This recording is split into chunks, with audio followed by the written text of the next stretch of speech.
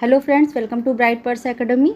सो friends, आज हम लोग साहित्य एकेडमी अवार्ड्स हैं इन इंग्लिश लिटरेचर किसको मिला है उसको हम देखेंगे। एक शॉर्ट क्विक रिवीजन आपका हो जाएगा। आपने में से कमेंट आया था कि हम अवार्ड्स पर वीडियो बना दें, बट अब तो इतना समय नहीं रह गया, तो हमने साहित्य एकेडमी पर बना दिया है। और अगर पॉसिबल रहा तो हम एक नोबेल प्राइज़ पर भी बना देंगे एक वीडियो। चेक इम्पॉर्टेंट कुछ जो राइटर्स हैं इनको किस सन में किस वर्क के लिए इनको साहित्य एकेडमी अवार्ड मिला है कलेक्ट करके आपके लिए तैयार कर दिया है, तो आपका एक क्विक रिवीजन सा हो जाएगा। आई होप आपको ये एग्जाम पॉइंट से काफ़ी बेनिफिशियल रहेगा। फ्रेंड्स, अगर आपको ये वीडियो हमारे हेल्पफुल लग रहे हो तो हमारे चैनल को सब्सक्राइब करिए, वीडियोस को ज़्यादा से ज़्यादा लाइक एंड शेयर करिए, नोटिफिकेशन बेल को प्रेस करना ना भूलिए जिससे हमारे नोटिफिकेशन आप तक पहुंच सके। चलिए now come to the lecture. चलिए फिर फ्रेंड्स, ये साहित्य एकेडमी अवार्ड किसको दिया जाता है? तो ये साहित्य एकेडमी अवार्ड किसको देते हैं? The Sahitya Academy Award is given to the most outstanding book of literary matter।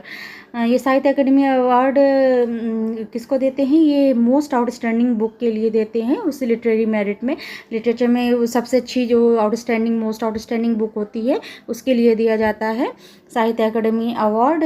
जैसे नोबेल प्राइज़ में आपका पूरा ऑल ओवर उनका लिटरेरी वर्क के ऊपर बेस्ड में देते हैं, बट इसमें जो मोस्ट आउटस्टैंडिंग बुक होती है उसके अनुसार देते हैं। और ये अवार्ड 24 लैंग्वेजेस के अंदर दिया जाता है। तो चलिए देखते हैं कि ये किसको किस सन में मिला है, किस वर्क के लिए मिला है। चलिए देखते हैं।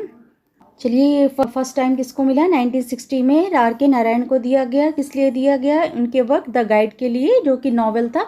इसके लिए उनको 1960 में R.K. नारायण को फर्स्ट टाइम साहित्य एकेडमी अवार्ड दिया गया। क्लियर? चलिए नेक्स्ट क्या है? नेक्स्ट हमें 1964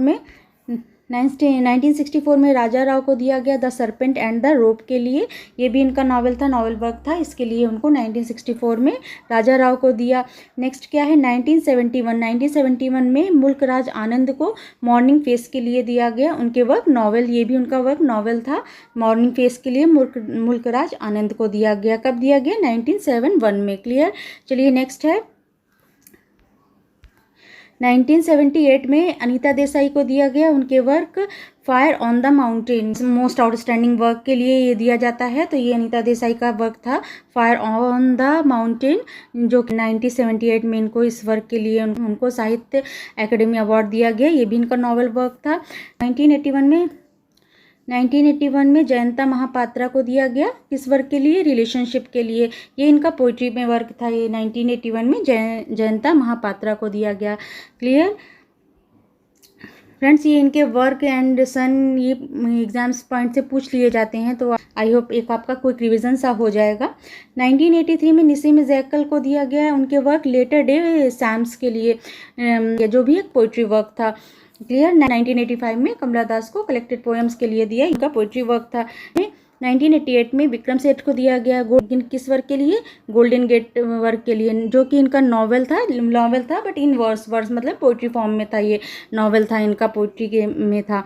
किसके लिए? गोल्डन गेट के लिए 1988 में दिया गया। नेक्स्ट 1989 में अमिताभ घोष को दिया गया द शैडो लाइन के लिए। 1989 में अमिताभ घोष को द शैडो लाइन के लिए दिया गया। ये नॉवेल वर्क था इनका। 1990 में शशि देशपांडे को दिया गया डेट लॉन्ग साइलेंस के लिए। ये भी इनका नॉवेल वर्क था। क्लियर?